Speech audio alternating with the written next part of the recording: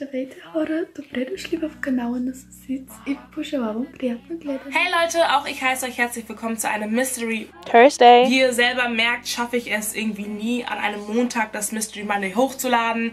Und es kam schon am Sonntag, am Donnerstag, es kam schon an allen Tagen. Und ich möchte mich einfach nicht so unter Druck setzen, es immer am Montag zu schaffen, weil ich zurzeit echt sehr viel zu tun habe. Was für eine neue Nachricht. Nein, also ich werde es schon versuchen, immer montags hochzuladen, aber wenn es nicht klappt, dann werde ich es einfach umändern in den Namen, wo es hochkommt. Ihr versteht, was ich meine. Trotzdem bleibt das Format Mystery Monday, like we keep it original. Ihr habt mir ja gar nicht gesagt, dass meine Lichterkette hier runtergefallen ist. Ich hole mir übrigens bald mehr, weil irgendwie bringt diese eine nichts. Ja. Ich würde sagen, ihr habt lang genug gewartet, also legen wir mal direkt los mit dem heutigen Fall. Im heutigen Fall geht es um einen sehr brutalen Mord an einer 39-jährigen alleinerziehenden Mutter. Und ich muss sagen, dass dieser Fall sehr, sehr anders ist. Dieser Fall ist geklärt, aber auch ungeklärt. Es wurde jemand auch ganz klar beschuldigt und auch hinter Gitter gebracht. Dabei gibt es aber keine Beweise. Es gibt Indizien, Hinweise, aber handfeste Beweise gibt es nicht. Und diese Person beharrt auch noch heute auf seine Unschuld. Klingt ganz nach Amerika, da kommt der Fall auch her. Ich muss auch jetzt schon mal sagen, ich bin mir bei diesem Fall nicht ganz so sicher, aber zu meiner Meinung kommen wir später. Fangen wir an. Das Opfer Jennifer Jackson war zur Tatzeit 39 Jahre alt und viele, viele Jahre vorher war sie verheiratet gewesen, hatte sich aber von ihrem Mann Nasmi Hassani geschieden gehabt und gemeinsam hatten sie eine Tochter, aber nachdem sie sich geschieden hatten, hatte sie das alleinige Sorgerecht. Das Paar ging jetzt nicht im großen Streit auseinander, es hatte einfach zwischen den beiden nicht mehr geklappt und ja, nachdem er die Familie verlassen hatte, hatte er auch keinen wirklichen Kontakt mehr zu ihnen. Jennifer liebte es, shoppen zu gehen. Sie traf sich sehr oft mit ihren Freundinnen und ging einfach einkaufen. Das gewisse Kleingeld hatte sie auch nämlich, also finanziell ging es ihr sehr, sehr gut. Ansonsten beschreiben sie Familie und Freunde als sehr herzlich, lustig und eher ruhiger. Sehr wichtig war es Jennifer auch, jeden Sonntag in die Kirche zu gehen. Sie war ein sehr gläubiger Mensch. In der Kirche hatte sie auch einen Pastor kennengelernt, den sie eine Zeit lang auch gedatet hatte, aber lange hielt das nicht. Nora war Jennifers einziges Kind, die 1987 zur Welt kam, und da der Vater die Familie sehr früh verlassen hatte und sich kaum bei Nora meldete all die Jahre, hatten beide nur sich. Und sie waren nicht nur Mama und Kind, sie waren auch wie beste Freunde. Beide liebten es, gemeinsam shoppen zu gehen, sie sprachen über alles, sie waren einfach wie Freunde. Wie so viele Einzelkinder wurde Nora richtig krass verwöhnt, also alle ihre Wünsche wurden ihr von ihren Lippen abgelesen, sie bekam alles. Und Jennifer war keine strenge Mutter, sie war sehr locker, hatte keine wirklichen Regeln für Nora, was vielleicht auch dazu führte, weshalb Nora mit 16 schon ein sehr krasses Partygirl war. Sie war als sehr großes Partygirl bekannt. Das Ganze spiegelte sich natürlich in ihren Schulnoten wider und sie wurde schlechter und schlechter. Sie musste die Schule sogar 5-mal wechseln. Daraufhin ging Jennifer ihrer Mutterrolle etwas nach und entschied sich fürs Homeschooling. Das heißt, dass Nora von zu Hause aus unterrichtet wurde. Kommen wir nun zum 5. Juni 2005, wo man in den frühen Morgenstunden Jennifer Jackson blutüberströmt und das mit mehr als 50 Stichwunden in ihrem Zimmer, in ihrem eigenen Haus in Memphis, Tennessee, tot aufgefunden hat. Schon schlimm genug, aber dann kommt auch noch dazu, dass ihre eigene 18-jährige Tochter Nora sie in diesem Zustand entdeckte. Da kommt man ganz locker um 5 Uhr morgens nach Hause vom Feiern, ja, Nora war feiern, denkt sich nicht wirklich viel, will einfach nur sich abschminken und ins Bett, und dann findet man seine eigene Mutter blutüberströmt im Zimmer tot liegen. Ich glaube, das kann sich keiner von uns vorstellen. Was war passiert? Wer konnte Jennifer, einer alleinerziehenden Mutter, die keine Feinde hatte, keine bekannten Feinde hatte, so etwas antun? Der Vortag, also der 4. Juni, fing ganz normal an. Jennifer und Nora hatten wie immer morgens gemeinsam gefrühstückt. Danach ging Nora in die Stadt und hatte sich die Nägel gemacht und hatte danach noch ein paar Sachen zu erledigen. Abends war sie dann auf so einem italienischen Festival mit Freunden und dann auf ein paar Partys in der Nacht.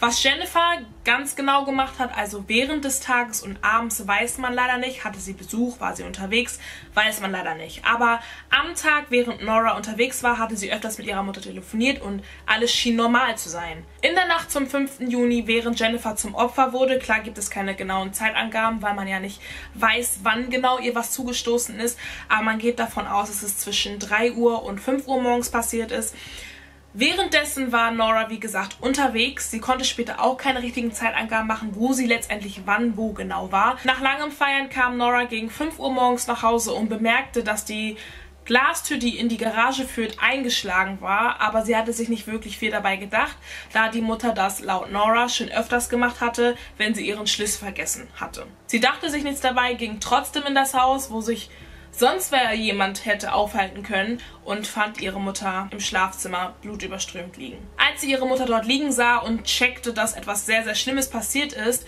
rannte sie zu einem Nachbarn, um Hilfe und auch Schutz zu holen. Dieser Nachbar greifte zu seiner Pistole und ging mit ihr zurück ins Haus, wo Nora dann auch die Polizei anrief. Oh, 911. Please, I need an ambulance right now. Ambulance on the line, don't hang up.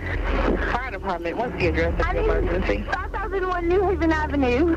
What's the problem, sir, exactly? Someone broke in my house, my mom, because my mom is bleeding. Is she breathing? No, she's not breathing. She's not breathing. She's not breathing. Please help me. Ma'am, was anyone shot? No, there's blood everywhere. Please, I need a police officer. Okay, ma'am, how old is your mother? She's 39 years old. Das Schockierende an dieser Geschichte ist, dass nur 1,5 Jahre vorher Nazim, also der Vater von Nora, auch umgebracht wurde. Er wurde erschossen. In seinem eigenen Laden, das nach Nora benannt wurde, wurde er erschossen und bis heute ist der Täter unbekannt. Auch wenn sie jetzt nicht dicke mit ihrem Vater war, ist es trotzdem schrecklich, seine beiden Eltern auf so eine schreckliche Art und Weise zu verlieren. Da fragt man sich natürlich, war es jetzt derselbe Täter? Hat man ein Auge auf diese Familie? Ist Nora die nächste? Die Spuren im Haus zeigten, dass es einen Kampf zwischen Jennifer und dem Täter oder den Tätern gegeben haben muss. Und das Ganze wahrscheinlich vom Flur bis in ihr Schlafzimmer, da der Flur mit Blutschleifspuren war und ihr Zimmer sowieso mit Blut überströmt war. Auf ihrem ganzen Körper, also wirklich komplett überall, wurde eingestochen und das über 50 Mal. Einen sexuellen Missbrauch konnte man jedoch nicht nachweisen. Was trotzdem sehr, sehr auffällig war, ist, dass als man sie gefunden hat, war ihr Gesicht mit einem Korb verdeckt. Also hat der Täter es vielleicht für sehr schwer empfunden, während der Tat Jennifers Gesicht zu sehen, ihr Leiden zu sehen oder einfach nach der Tat einfach über ihr Gesicht gestellt als satanistisches Symbol oder irgendein Zeichen. Vom Tatort gibt es Bilder, also falls ihr euch das Ganze ein bisschen näher angucken wollt, um euch ein besseres Bild zu machen, könnt ihr das googeln, aber ich habe mir vorgenommen, solche Bilder nicht mehr einzublenden, da ja, ihr alle so ein bisschen verschieden drauf reagiert. Diese brutale Gewalttat in einer eigentlich so ruhigen, wohlhabenden Gegend sorgte natürlich für Schlagzeilen und Angst in der Stadt. Der Fall sollte einfach ganz schnell geklärt werden und viele hatten großes Mitleid mit Nora, die einfach vollweise jetzt war, die beide Eltern auf eine so schreckliche Art und Weise verloren hatte. Mit sehr, sehr wenigen Hinweisen begann die Polizei mit den Ermittlungen. Sie nahmen Jennifers Familie unter die Lupe, sie interviewten die 2 Geschwister und ihren Bruder, Nora natürlich auch und den Pastor, den sie gedatet hatte. Der hatte aber für den Abend ein Alibi, deswegen war er dann gar nicht mehr so interessant. Für die Polizei waren die Geschwister auch nicht wirklich interessant, aber Nora war ihnen ein Dorn im Auge und nach nur ein paar Wochen kamen sie zum Entschluss, dass Nora selber ihre Mutter getötet hatte. Sie waren der Meinung, dass Nora ihr Partyleben in Ruhe weiterführen wollte und mit den Regeln, mit denen Jennifer so langsam kam, nicht klar kam, weil all die Jahre war sie so verwöhnt und durfte alles machen und jetzt hatte plötzlich Jennifer Regeln. Und darauf kam Nora nicht klar. Und gleichzeitig wollte sie mit dem Mord an ihrer eigenen Mutter viel Geld abstauben. Nach dem Tod von Nazim hatte Jennifer nämlich ganz viel Geld von ihm geerbt. Die Ermittler denken, dass Nora mitten in der Nacht alkoholisiert und voll mit Drogen nach Hause kam und sich mit Jennifer gestritten hatte. Und dieser Streit eskalierte so sehr, dass er auch tödlich endete. Und wenn, Betonung auf wenn, es so war, erklärt es vielleicht auch dieses brutale 50 Mal Einstechen und dieses Verdecken mit dem Korb. Vergangene Gewalttaten, die wirklich brutal, dieses unnormal brutal waren, zeigen, dass es sehr oft emotional verbunden war. Also Täter und Opfer waren verwandt oder waren ein Liebespaar. Und das mit dem Gesicht verdecken hört sich jetzt ein bisschen komisch an, aber der Täter schützt sich. Er schützt sich, indem er das Leiden im Gesicht seines Opfers, dem er sehr nahe steht, nicht sehen muss. Hört sich gerade so ein bisschen an, aber ich habe sowieso noch mal so ein extra Video zu solchen Sachen zu machen, so Ja, aber ich hoffe, ihr habt es verstanden. Aber das muss nicht so sein und auch wenn, die Familie war groß, es gab nicht nur Nora. Dennoch wurde Nora 3 Monate später wegen Mordes an ihrer Mutter angeklagt. Natürlich nicht nur wegen der einen Auffälligkeit, die wir gerade besprochen hatten. Es gab so einige Gründe und die nenne ich euch jetzt mal. In diesem Fall machen viele Geld zum Hauptgrund. Jennifers Nachlass wurde auf 1,5 US-Dollar geschätzt, was natürlich a lot of money ist und dazu kommt auch noch ihre Lebensversicherung. Ich konnte leider nichts über Jennifers Testament herausfinden, wer was bekommen hätte, aber ich glaube, dass ganz, ganz viel an Nora gegangen wäre. Und wie viele Fälle leider zeigen, ist Geld bei sehr vielen ein Grund zum Töten. Sehr suspekt finden die Ermittler, aber auch der Nachbar, den sie zur Hilfe gerufen hatte, dass nachdem sie ihn gerufen hatte und er derjenige war, der eine Waffe hatte, also er der Mächtigere war, sie trotzdem vor ihm nochmal ins Haus gelaufen ist. Also er ist ihr hinterher und nicht sie ihm. I do remember that she went in the door before me and I thought, There's somebody in that house. If you thought somebody was in the house and you thought your mother was injured, why would you have run back in before the guy with the gun? Laut den Ermittlern in diesem Fall hätte es anders sein müssen. Sie war das junge Mädchen, unbewaffnet. Im Haus hätte der Täter trotzdem noch sein können. Nur wer definitiv weiß, dass da keiner im Haus ist, würde vorrennen. Das empfanden die Ermittler als ein sehr großer Beweis, wo ich mir denke, okay, kann sein, aber sie war doch schon im Haus, sie wusste, dass doch da keiner mehr drin sein kann oder hallo, in so einem Zustand, deine Mutter liegt da tot auf dem Boden, alles was du willst ist nochmal reingehen und helfen, aber ich weiß es nicht. Auch wo man sie am Telefon fragt, ob das Opfer erschossen wurde, sagt Nora ganz klar nein und da fragen sich die Ermittler, woher kann sie es genau wissen? Da war überall Blut, Blut, Blut, aber woher willst du wissen, ob das Opfer jetzt erschossen wurde, erstochen wurde, woher willst du es wissen? Also ich will gar nicht sagen, dass das Sachen sind, die man nicht beachten soll. In so einem Fall muss man jede Kleinigkeit beachten. Aber ich glaube, dass selber ich 50 Stichwunden von einem Schuss oder ja allgemein, dass man das schon so ein bisschen unterscheiden kann. Viel, viel auffälliger ist die Schnittwunde, die Nora an ihrer Hand hatte.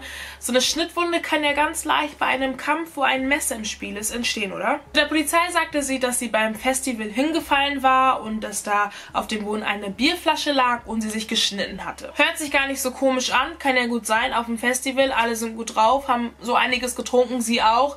Sie stolpert über eine Bierflasche, kann sein. Zu dieser Aussage kommen jedoch 2 Probleme und eine nenne ich euch jetzt. Vor Gericht stellte sich aber heraus, dass sie bei jedem eine andere Story zu ihrer Wunde hatte. Ihrer Tante erzählte sie, dass sie sich beim Kochen verbrannt hatte. Einem Freund sagte sie, dass sie beim Einfangen ihrer Katze hingefallen war und sich geschnitten hatte. Und einer anderen Freundin, dass sie sich selber geschnitten hatte. Ob sie das Ritzen meint, weiß ich nicht, aber auf jeden Fall gab es verschiedene Stories. Ihrer Familie fiel auch auf, dass sie nach der Tat ständig langärmelige Sachen anhatte und ständig so herumlief, so.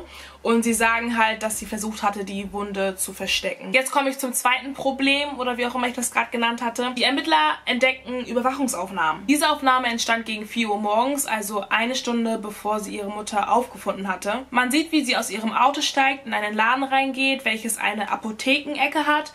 Und dort kaufte sie Verbandszeug und Pflaster. Und der Kassierer kann sich noch ganz gut daran erinnern, dass sie ihn fragte, ob er Taschentücher da hat, weil ihre Wunde noch sehr stark blutete. Was ja heißt, dass die Wunde sehr frisch war. Aber ihre Aussage bei der Polizei war ja, dass sie sich auf diesem Festival verletzt hatte, geschnitten hatte. Aber auch nach ihren eigenen Angaben hatte sie das Festival gegen 0 Uhr verlassen. Das heißt, wieso sollte sie 4 Stunden warten, bis sie sich um ihre Wunde kümmert? Und warum war sie noch so frisch und am Bluten? Eine weitere Überwachungsaufnahme tauchte auf, die circa eine halbe Stunde vorher war. Das war an einer Tankstelle. An dieser Tankstelle tankte sie ihr Auto ganz normal und holte sich Zigaretten. Die Polizei glaubt, dass sie dort war, um später ein Alibi zu haben, um dann auch zu sagen, hey, guck mal, da sind Überwachungskameras, check die, ich war hier zu diesem Zeitpunkt. Aber sie hatte wohl vergessen, dass es bei dem anderen Store, wo sie sich die ganzen Verband und Pflasterzeugs geholt hatte, dass es dort auch eine Überwachungskamera gab. Und dazu kommt auch noch, dass Nora bis heute nicht sagen möchte, wo sie zwischen 0 Uhr und 5 war. Klar, man weiß, sie war kurz an der Tanke und sie war kurz in diesem Einladen, Aber dazwischendurch, wo war sie? Ihre Freunde hatten sie zuletzt auf dem Festival gesehen, das war wirklich nach Mitternacht so um die Zeit, aber wo war sie dazwischen? Denn zu Hause kam sie ja erst um 5 an. War sie zu Hause? War sie mit jemandem? Möchte sie jemanden schützen? War sie irgendwo, wo sie nicht sein darf? Oder war sie so alkoholisiert, so unter Drogen, dass sie gar nicht weiß, wo sie war? Kommen wir nun zu den Indizien, die für Noras Unschuld sprechen. Ich finde sie teilweise stärker als die für ihre Schuld sprechen. Noch am gleichen Tag der Tat wurde Nora mit aufs Revier genommen und natürlich abgecheckt. Und an ihr fand man keinerlei Blutspuren. Kein Fleck, nichts. Das Mädchen war sauber. Sauber. Am Tatort, umherum, an der Leiche fand man keinerlei DNA-Spuren von Nora. Und auch keine Blutspuren. Also wenn sie sich bei der Tat geschnitten hatte, hätte ihr Blut da auch irgendwo sein können. An der Leiche nichts. Klar kann man sagen, ey, das Mädchen hatte so viel Zeit, sie hat sich bestimmt richtig sauber gemacht, hat ihre Sachen irgendwo weggeschmissen, verbrannt, keine Ahnung. Aber ich hatte euch ja erzählt, dass sie sich paar Stunden vorher die Nägel richtig fresh gemacht hatte, ne? Und ey, Ladies, jetzt mal unter uns. Ihr wisst, unter unseren Nägeln, wenn wir sie ein bisschen länger haben oder machen, da versteckt sich so vieles drunter. Da kommt sogar Staub drunter, alles. Jede Kleinigkeit versteckt sich unter diesen Nägeln. Und bei so einer gewalttätigen Tat, wo Blut überall war, wo gekämpft wurde, kannst du mir nicht sagen, dass die Nägel so blitzblank sauber bleiben. Ihre Nägel wurden nämlich abgecheckt und die waren clean. Und die Leute, die sie wirklich von Kopf bis Fuß abgecheckt hatten, meinten, wie die Tat aussieht, hätten ihre Nägel sogar abbrechen müssen oder sonst was, aber die waren einfach wie neu. Nora sah einfach nicht so aus, als hätte sie gerade gekämpft, als hätte sie jemanden gerade 50 Mal abgestochen. Sie sah einfach clean aus, keine Flecken, keine Kratzspuren. Die Mutter hatte sich ja vielleicht gewehrt oder so. Nichts. Und auf alles, was gegen sie sprach, hatte sie direkt eine Antwort, außer auf das Wichtigste leider, nämlich die Frage, wo war sie zwischen 0 und 5 Uhr? Tell us where you were. That's all we're asking, Nora. Auf die Frage, weshalb sie verschiedene Storys zu ihrer Wunde hatte, sagte sie, ich habe keine verschiedenen Storys, ich habe nur die eine und das ist die, die ich euch erzählt hatte. Ihre Freunde und Familie lügen ganz einfach. Nora sagt ganz klar, meine Familie mag mich nicht, sie mochte mich noch nie, ich bin halbe Araberin, sie mochten meinen Vater nicht, sie wollen mich loswerden, sie wollen mich einsperren, sie wollen das Geld meiner Mutter, sie mochten mich noch nie. Warum lügen deine ehemaligen Freunde? Die haben alle selber viel Dreck am Stecken und nahmen selber ganz viele Drogen an dem Abend. Wieso hast du uns nichts von deinem Besuch bei der Apotheke erzählt? Ich hatte Angst und wusste, dass ihr mich direkt verdächtigen werdet. Wieso hattest du bei hohen Temperaturen lange Ärmel an? Ich bin halbe Araberin, ich habe sehr, sehr haarige Arme, ich verstecke sie immer. Natürlich kann vieles oder sogar alles gelungen sein, einiges fand ich auch sehr fragwürdig, aber ich fand es wichtig, diese zu erwähnen. Zu den viel wichtigeren Hinweisen, die für die Unschuld Noras sprechen, sind zum Beispiel, dass man nie eine Tatwaffe fand, also an Nora oder in ihrem Auto, in der Küche fehlte kein Küchenmesser, also die Tatwaffe ist bis heute nicht da. Und das Stärkste eigentlich in dieser Geschichte, wie gesagt, fand man keinerlei DNA-Spuren und sie war alkoholisiert, sie war unter Drogen. Sie war so betrunken, da ist man doch so patzelig und keine Ahnung, da hinterlässt man doch safe eine Spur. Du bist doch gar nicht, du bist high, okay? Du bist so high, du denkst nicht daran, oh okay, jetzt mache ich das noch sauber, jetzt mache ich mich hier noch sauber und like, denkt man da überhaupt klar? Noch krasser ist, dass die Forensiker in der linken Hand von Jennifer, also in der Hand der Leiche, 3, 4 blonde Haarsträhnen gefunden hatten. Diese Strähnen können sehr, sehr gut vom Täter sein, aber Leute, ihr werdet mir es nicht glauben, diese Haare wurden nicht untersucht. Fragt mich bitte nicht warum, ich weiß es nicht. Ich weiß nicht, warum man diese Haare, eine solche wichtige Spur nicht untersucht hat, aber sie wurden nicht untersucht. Aber nein, alle wollten schnell zum Urteil kommen, alle waren gegen sie, ihre ganzen Freunde, ihre Tanten, ihre Onkel. Plötzlich hieß es, dass Nora sich schon längst nicht mehr mit ihrer Mutter gut verstanden hatte. Jennifer hätte sich sehr oft bei ihren Geschwistern beschwert, dass sie mit Nora nicht mehr klarkommt, dass sie sich ständig mit ihr streitet und dass sie zu viele Drogen und Alkohol nimmt. Eine Freundin sagte aus, dass sie sich daran erinnern kann, dass Nora meinte, dass sie wünschte, dass ihre Mutter tot wäre. Wie viele Teenies auf der Welt haben eine solche Aussage bitte schon mal gemacht? Aus Emotionen, in der Wut, wie viele haben das bitte schon gesagt und haben nicht gleich ihre Mütter getötet? Klar sind alle Hinweise wichtig und wenn sie schuldig ist, hat sie die gerechte Strafe auch verdient, aber es wäre schon krass, wenn sie nicht schuldig ist und gerade in dieser härtesten Zeit plötzlich deine Familie und deine Freunde gegen dich sind. Am 29. September 2005 kam es dann zum Urteil. Mit nur 18 Jahren wurde Nora zum Mord 2. Grades verurteilt. 20 Jahre und 9 Monate. Die Verteidigung war natürlich empört und fragte sich, wo sind die handfesten Beweise, die Beweise dafür, dass ihr jetzt ein Mädchen im Alter von 18 Jahren für mehr als 20 Jahre in den Knast schickt. Es gibt einen Unterschied zwischen Hinweisen, Indizien und Beweisen. Die Familie wünschte sich eigentlich lebenslang, also Mord 1. Grades. Ist eigentlich voll krass, ne? Wenn deine eigene Familie sich wünscht, dass du für lebenslänglich ins Gefängnis gehst. Aber naja, aber schlussendlich entschied sich der Richter für Mord 2. Grades, obwohl sie der Meinung waren, dass sie direkt getötet hatte, aber man geht davon aus, dass er etwas Mitleid mit ihr hatte, ein 18-jähriges Mädchen jetzt für lebenslang hinter Gitter zu bringen. Einige Jahre später, also im Jahre 2014, bekam sie ein Angebot, welches eine frühere Entlassung bedeutete. Es ging um das sogenannte Alford Plea, welches es nur in einigen Staaten Amerikas gibt. Der Angeklagte bleibt dabei, dass er unschuldig ist, muss jedoch zugeben, dass die Verteidiger, das Gericht, genug Beweise hat, dass er eigentlich schuldig ist. It's weird. Es ist richtig komisch. Es ist sehr, sehr schwer zu erklären, deswegen werde ich euch einen Link verlinken, damit ihr euch da ein bisschen schlauer macht. Dieses Alpha Plea wird auch ganz, ganz selten angeboten und wie gesagt, das gibt es nur in einigen Staaten Amerikas. Dieses Plädoyer verkürzte ihre Zeit und nach 11 Jahren, am 7. September 2016, kam sie frei. In der Freiheit angekommen, hatte sie natürlich keine Familie, die sie mit offenen Armen erwartete, keine Freunde, die jetzt da waren, um ihr zu helfen. Die ganze Stadt und viele andere in Amerika waren der Meinung, eine Mörderin war frei. Zum Glück hatte sie aber eine ältere Freundin, die auch schon mit ihrer Mutter befreundet war. Das war eine Familienfreundin, die auf sie draußen gewartet hatte. Sie war sowieso die ganze Zeit an ihrer Seite. Sie war aber auch die Einzige. Viele, viele Jahre später, heute noch, sagt Nora, dass sie unschuldig ist. Das war der Fall und die Frage ist, schuldig oder nicht schuldig?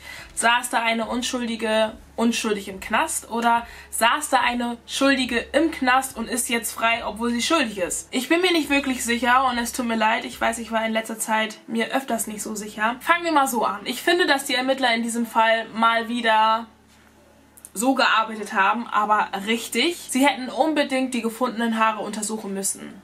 Sie mussten. Ich finde es auch nicht richtig, dass man sich in diesem Fall hauptsächlich auf Nora konzentriert hatte, dass sie der Main Suspect war. Ich meine, Jennifer hatte Geschwister.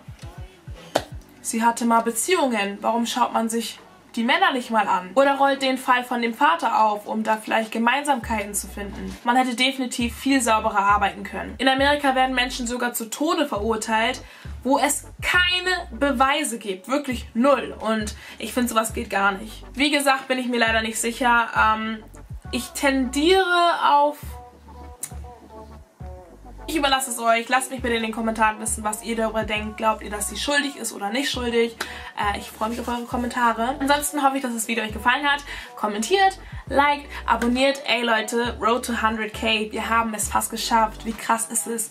Wir sind fast 100.000 Like. Wir sind heftig, okay? So, abonnieren und wir sehen uns in meinem nächsten Video. Mua.